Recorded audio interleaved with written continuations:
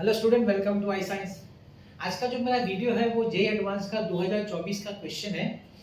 Question देख के समझेगा नहीं टॉपिक कौन सा, लेकिन ये ऑसिलेशन है। तो मैं थंबनेल में भी डाल दिया और मैं आपको बताना चाहूँगा कि स्टार्टिंग में नहीं समझेगा, लेकिन बाद में समझ जाएगा कि ऑसिलेशन है। तो स्टार्ट करता हूँ और मैं आपको याद दिला दूँ, क्वेश्चन प्रॉब्लम सॉल्व होने के बाद मैं कुछ टिप्स देता हूँ स्टूडेंट्स लोग के लिए, कैसे वो अपना स्कोर या परसेंटाइल इंप्रूव कर सकते हैं फिजिक्स में। चलिए स्टार्ट करके देखते हैं।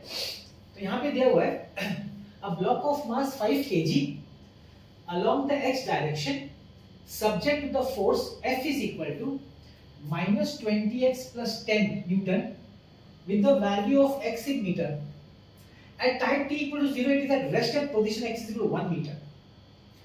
Position momentum of the block at t is equal to pi by 4. वैसे ये बोला है कि it is moving along x direction, तो मोस्टली तो ये ऑसिलेशन ही होना चाहिए। बॉडी इज मूविंग अलॉन्ग, मतलब it is not going on आगे प्रोग्रेसिव के साथ जा तो नहीं सकता कंटीन्यूअस। ये हिंट एक मिलता है, लेकिन मैं आपको बता दूं कहां से एक्चुअल हिंट मिलेगा। अब देखिए आपको मास दिया हुआ है, मास ऑफ ब्लॉक दिया है 5 किलो, आपको फोर्स दिया हुआ है, फोर्स -20x + 10 न्यूटन। अभी देखिए फोर्स को हम लोग, अभी फोर्स से अगर आपको एक्सेलरेशन निकालना है तो it is force upon mass, so that is -20x + 10 upon 5, तो एक्सेलरेशन हो जाता है -4x + 2 मीटर पर सेकंड स्क्वायर। वो यूनिट तो ठीक है, चलिए लिख देता हूं, इस तरह इधर लिख देता हूं मीटर पर सेकंड स्क्वायर। अब देखिए ध्यान से देखिए, -4x - हाफ, इसको देख के क्या याद आता है? इसको देख के एक फॉर्मूला याद आता है, acceleration is equal to -ω² x, है कि नहीं? सिंपल लीनियर एसएचएम में फॉर्मूला है एक्सेलरेशन का, बॉडी परफॉर्मिंग एसएचएम का ये फॉर्मूला एक्सेलरेशन का। अब आप बोलेंगे सर ये तो लेकिन x नहीं है, x - हाफ है। तो मैथ्स में आपने लोकस तो पढ़ा है ना, शिफ्ट ऑफ ओरिजिन। लोकस क्या करता है? Shift of origin. ये इसका मतलब है कि आपका जो मीन पोजीशन है वो x = 0 पे है। ये बोल रहा है कि आपका जो मीन पोजीशन है वो x = 0 पे नहीं है, वो x = हाफ पे है। ठीक, लिख देता हूं मैं, linear SHM with mean position at x = half. अच्छा साथ में ω² भी लिख देते ना। चलो मैं इसको कंपेयर करता हूं, -ω² x से कंपेयर किया है, या फिर कोई ऐसा लिख सकता है -ω² x - h। पता है ना लोकस में, मैथ्स में आप ये सब कंपेयर ऐसे तो कर लो। ठीक है, तो x = हाफ हो गया, आपका ω² हो गया 4, तो ओमेगा हो गया 2। चलो टाइम पीरियड भी साथ में निकाल ही लेते हैं, 2 π/ω, 2 π/2 = पाई। मिल गया तो सब निकाल लिया, जो जो मिल सकता है ना निकाल लेने का। ठीक, अब मैं आपको थोड़ा डायग्रामेटिकली बताता हूं कैसा दिखेगा। देखिए ये आपका x एक्सिस है, ये आपका लेट से x = 0 है। मैं x = हाफ लूंगा इधर, क्योंकि वो मीन पोजीशन है। आपका x = चलो इधर है, लेफ्ट में ना। तो ये जो x = हाफ है ना, याद रखिएगा बॉडी जो ऑसिलेट हो रही है वो अबाउट मीन पोजीशन इधर से ऑसिलेट हो रही है। सबसे पहले तो ये पता चलता है कि उसका मीन पोजीशन इधर है, 0 पे नहीं है। मैं लिख देता हूं यहां पे, ये मीन पोजीशन। इमेजिन करना है आपको भाई, इमेजिन। अब देखिए आगे क्या बोला है, आगे बोला है कि at t = 0, x = 1 मीटर। मतलब ये ऑसिलेशन स्टार्ट मीन पोजीशन से नहीं हुआ है, ऑसिलेशन स्टार्ट हुआ है x = 1 मीटर से। भाई 1 मीटर यहां से, x = 1 metre, x = 1 metre, t = 0, यहां से स्टार्ट हुआ है। तो इससे आपको एम्पलीट्यूड पता चल जाता है। एम्पलीट्यूड, ये आपका एम्पलीट्यूड है कि नहीं? दिस इज योर एम्पलीट्यूड, ये आपका एम्पलीट्यूड हो गया हाफ मीटर, आधा मीटर का एम्पलीट्यूड है।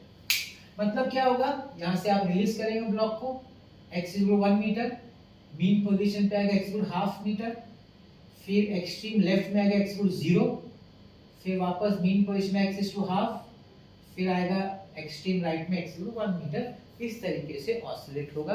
आई होप आपको समझ में आ गया कि किस तरह का मोशन परफॉर्म हो रहा है। ठीक है, ओके। अब क्या पूछा है, what is the position and momentum of the block at t is equal to π/4। t is equal to π/4 किधर होगा ये पता करेंगे ना तो सम खत्म। अब देखिए मजेदार बात, ये पूरा गेम होता है आपको, अगर आपको टाइम पीरियड मिलेगा ना, टाइम पीरियड, आपका जो टाइम पीरियड है वो पाई सेकंड का है। अब हम लोग इसको अगर मेन पार्ट्स में डिवाइड करें तो कैसे होता है, ये 0 होता है, first part, second part, third part, fourth part, ये मेन 4 पार्ट्स होते हैं। तो हमको टाइम पीरियड को पाई को हम लोग 4 पार्ट में डिवाइड कर देते हैं, 4 पार्ट। तो इसका जो 4 पार्ट होगा, इसका जो 4 पार्ट होगा वो क्या क्या होगा। स्टार्टिंग तो हम लोग बोल सकते हैं कि स्टार्ट वो 0 से करेगा, यहाँ से 0 होगा, फिर क्या आएगा उसका π/4 आएगा, फिर क्या आएगा उसका प्लस π/4 करेंगे तो π/2 आएगा। एक्चुअली मुझे 0, अगर 0 लूंगा तो 5 पार्ट हो जाएगा, मैं π/2 करता हूँ। फर्स्ट पार्ट इधर होगा π/4, मैं लिख देता हूँ, यहाँ पे आपका हो जाएगा π/4 है ना, t इज इक्वल टू π/4। फिर π/4 के बाद इधर आएगा और एक π/4 ऐड करेंगे तो π/2, मतलब इस जगह पे आपका हो जाता है t इज इक्वल टू π/2। फिर वो रिटर्न आएगा मेन पोजीशन पे और एक π/2 ऐड करेंगे तो आएगा 3π/4, तो इधर आ जाएगा 3π/4 और फाइनली इधर आएगा तो ऐड करेंगे तो पाई हो जाएगा, तो यहाँ आपका पाई हो जाएगा। इस तरीके से पूरा एक ऑसिलेशन पाई का कंप्लीट हो जाता है, time period pi. I hope you got the point, है ना।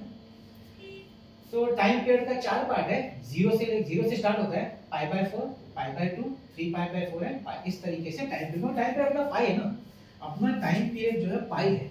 तो पाई के हिसाब से जनरली हम लोग 2 पाई समझते हैं, लेकिन यहाँ पे 2 पाई नहीं, यहाँ पे पाई है। तो पाई को आपको 4 पार्ट में डिवाइड करने का है। तो एक्सट्रीम पोजीशन चालू होगा तो मीन पोजीशन पे आएगा तो उस समय π/4 होगा, एक्सट्रीम लेफ्ट में आएगा तो π/2 होगा, फिर मीन पे आएगा तो 3π/4 होगा और एक्सट्रीम राइट में चला जाएगा तो फिर पाई हो जाएगा। पूरा एक साइकिल कंप्लीट हो गया, टाइम पीरियड पाई हो गया। ये समझा तो सब खत्म, सम इज ओवर। देखिए कैसे,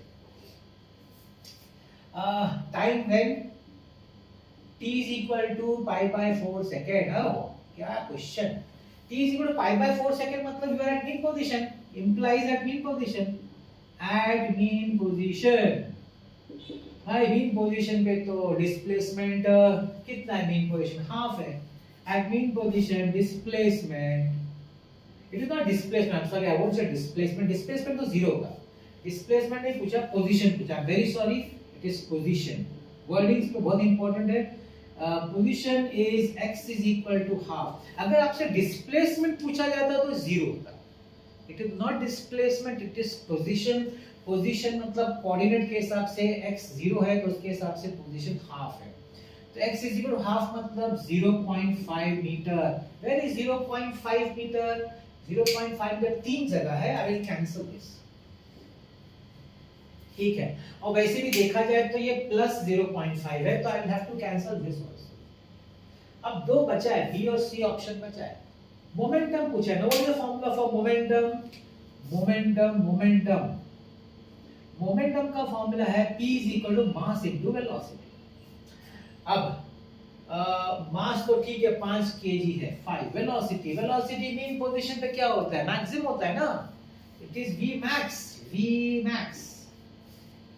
एक्सट्रीम पोजीशन पे 0 होता है, मीन पोजीशन मैक्स होता है। What is the formula for maximum, a omega.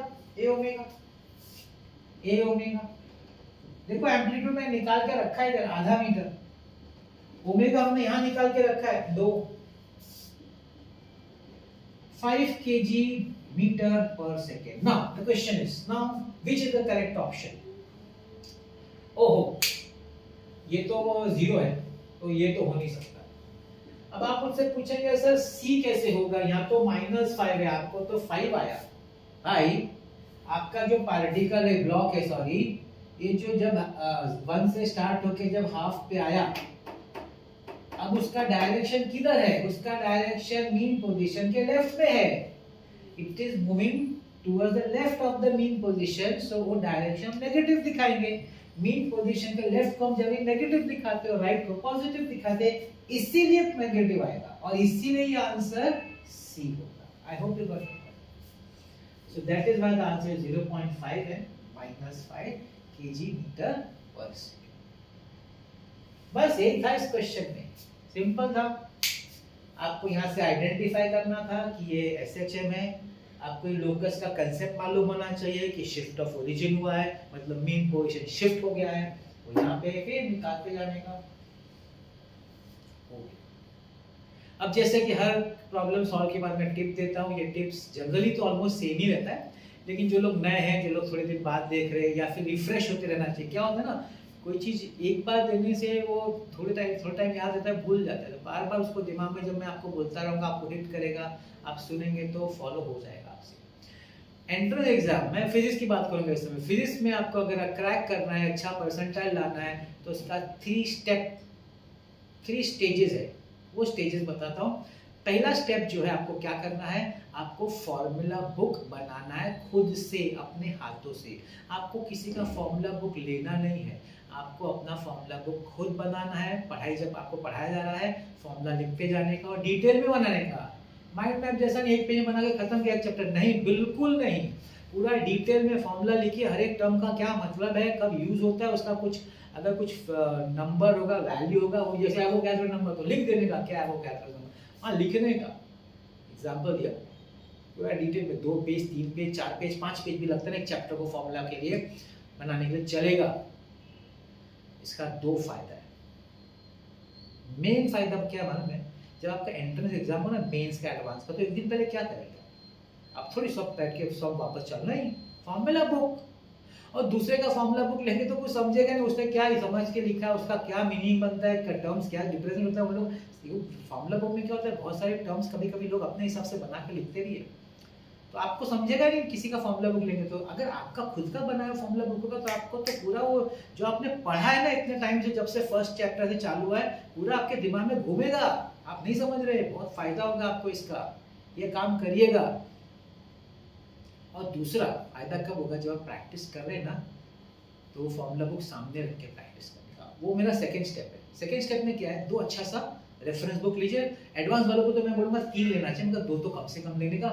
जैसे आपके क्लासेस में या कॉलेज में कोई कंसेप्ट या थ्योरी पढ़ा के हो गया, निकालने का रेफरेंस बुक, चालू हो जाने का सॉल्व करने को, अपना बनाया हुआ फॉर्मूला बुक सामने और प्रैक्टिस चालू। आप बोलेंगे सर क्लासेस में तो नहीं सिखाया एमसीक्यूज, अरे एमसीक्यू सिखाया नहीं जाता, कोई टीचर एमसीक्यू नहीं सिखाता है, नहीं सिखाना चाहिए। मैं तो बोलता हूँ टीचर का काम है कंसेप्ट और थियरी सिखाना, और एमसीक्यू करना स्टूडेंट का काम है। अगर स्टूडेंट टीचर के बिना एमसीक्यू नहीं कर सकता तो वो स्टूडेंट क्रैक नहीं कर पाएगा एंट्रेंस। आपको एमसीक्यूज खुद करना है, कोई नहीं करा सकता। आपको अगर कोई कुछ करा सकता है तो कंसेप्ट करा सकता है, आपका कंसेप्ट स्ट्रॉन्ग कर सकता है, आपका थ्योरीज करा सकता है। एमसीक्यू करना एक स्किल है, सॉल्व करना एक स्किल है, वो स्किल तो आपको खुद करके डेवलप करना पड़ेगा ना। आप कैसे कोई आपको थ्योरी से बोल के सिखा सकता है, नहीं सिखा सकता। स्किल जो होता है ना डेवलप करने का, खुद करना पड़ता है डेवलप, ये स्किल है भाई। आजकल मैं देखता हूँ लोग एमसीक्यूज के अलग से क्लासेस ट्यूशन लेते, कोई फायदा नहीं होगा। फायदा उनको होगा फाइनेंशियली, क्लास और ट्यूशन वाले को, आपको तो कोई फायदा नहीं। आपको खुद करना पड़ेगा, यही है फैक्ट। डाउट्स होगा तो पूछने का ना, जहाँ भी आपका क्लासेज या कॉलेज टीचर से पूछने का, डाउट सॉल्व करने का, लेकिन किसी पे डिपेंडेंट नहीं रहने का एमसीक्यूज के लिए। ये दिमाग में डाल लीजिए अच्छी तरीके से।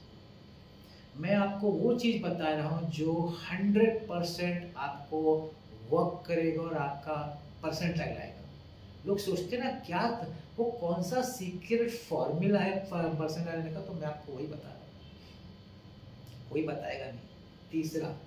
तीसरा है पीवाईक्यू देखने का। मैं ला रहा हूँ पीवाईक्यू, मेरा देख सकते हैं, देखेंगे तो अच्छा लगेगा, किसी और का देखना है तो देखेंगे तो भी देख सकते हैं, कोई प्रॉब्लम नहीं। पीवाईक्यू का फायदा होता है ना, पीवाईक्यू से आपको पता चलता है किस तरह क्वेश्चन को। जब आप देखिए ऑसिलेशन क्वेश्चन कितना मस्त है, देखिए लोकस का कंसेप्ट है इधर, शिफ्ट ऑफ ओरिजिन का, कितना इंटरेस्टिंग है। अब आपको समझेगा तो इस तरह क्वेश्चन आप प्रैक्टिस, जब आप रेफरेंस बुक से प्रैक्टिस करें ना, तो आप पता चलेगा ना कि ये तरह के सम पूछे जाते हैं, तो उस पर ज़्यादा फोकस कर सकते हैं। दूसरा मेरा जैसे पीवाईक्यू देख रहे तो आपने ऑन किया वीडियो है ना, आपने क्वेश्चन पढ़ा, पॉज करने का, खुद ट्राई कर। अगर आपका चैप्टर हो चुका है करके खुद ट्राई करिए, हो गया तो वेरी गुड, आपका तो अच्छा हो गया, यू आर डूइंग वेल।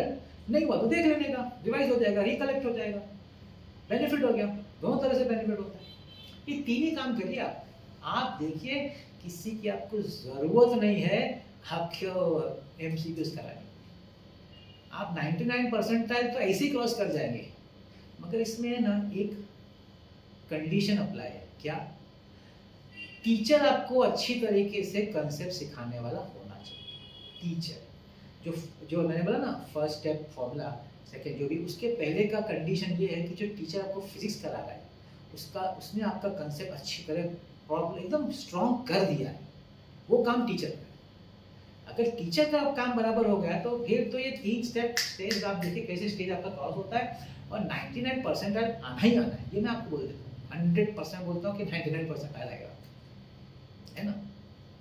और एक तो मेरी तरफ से क्लैरिफिकेशन क्या है, पहला क्लैरिफिकेशन है कि सर आप तो एक वीडियो में तो एक ही सम सॉल्व करते सर, और लोग तो 10 20 50 कितने सम सॉल्व कर देते। वापस बोलता हूँ, टीचर का काम एमसीक्यू सिखाना नहीं है, मेरा काम कंसेप्ट सिखाना है। मैं देखिए एमसीक्यू लेके आपको पहले कंसेप्ट को, मैं आपने देखोगे तो मैं कंसेप्ट में बहुत ध्यान देता हूँ, मैं टाइम लेके अच्छे से समझाता हूँ, मेरे को भगाने का नहीं है। अब आप देखिए जो लोग 20-50 सिखाते हैं, आप देख लीजिए, आपको समझ बोलेंगे ये करो, आपको समझ में भी आएगा, आपको अरे बहुत ईजी है, बहुत ईजी।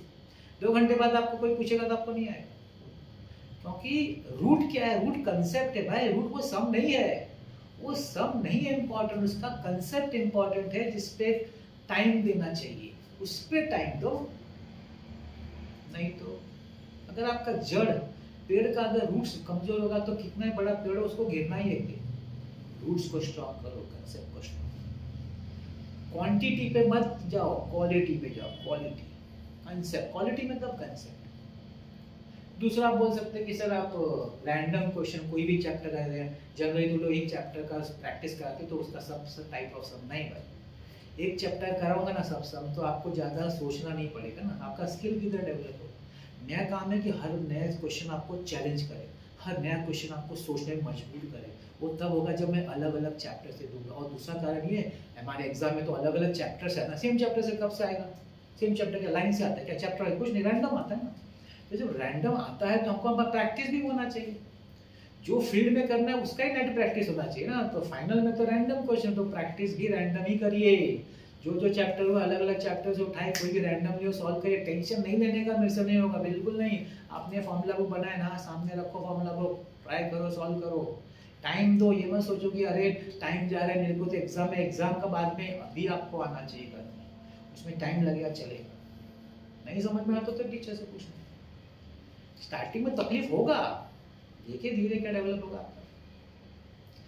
मैंने एक ऐसी चीज आपको बताई है जो जनरली लोग बताते नहीं है, क्योंकि इसमें आपका खर्चा बहुत कम है। सिर्फ फर्स्ट स्टेज टीचर पे है कि वो आपका कंसेप्ट स्ट्रॉन्ग करे, उसके बाद आपको किसी की ज़रूरत नहीं है।